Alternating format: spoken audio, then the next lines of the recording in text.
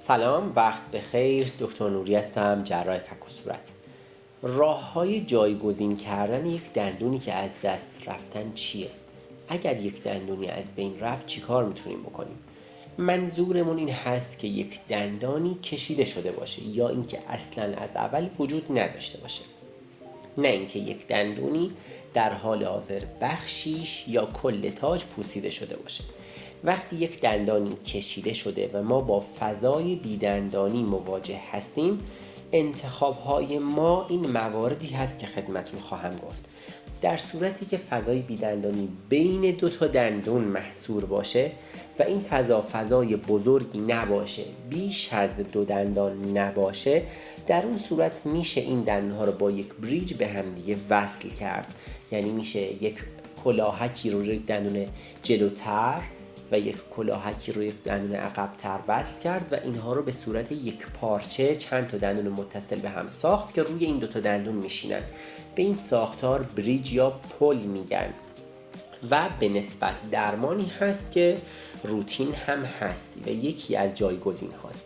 یک جایگزین دیگه این هست که فرد پروتز متحرک بذاره، یعنی شبیه این دست دندون هایی که مامان بزرگامون و بابا بزرگامون میذارن، حالا یا به صورت کامل و یا به صورت اینکه یک قسمتی از یک دست دندون باشه که معمولاً به درد مواردی میخوره که بیدندانی بزرگه.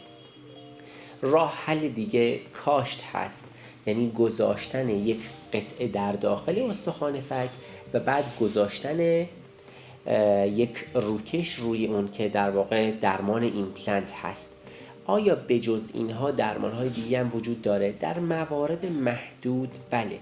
گاهی وقتها میشه یک دندانی که کشیده شده خود اون دندان رو تاجش رو قطع کرد و به وسیله یک سری چسب‌های خاص دندان پزشکی به دندون‌های مجاور متصل کرد، به شرط اینکه دندون مقابلش دندون خیلی قوی نباشه و فشار زیادی بهش نیاره و همچنین سایر درمان‌ها قابل انجام نباشه.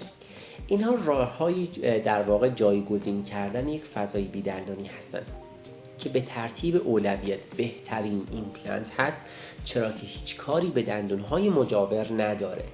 دومی همون ساختار بریج یا پل هست که به درد مواردی میخوره که حتما بین دو تا دندون محصور شده و البته این ساختار هم داره یک عمر محدود هست، بعد 10 سال الی 15 سال.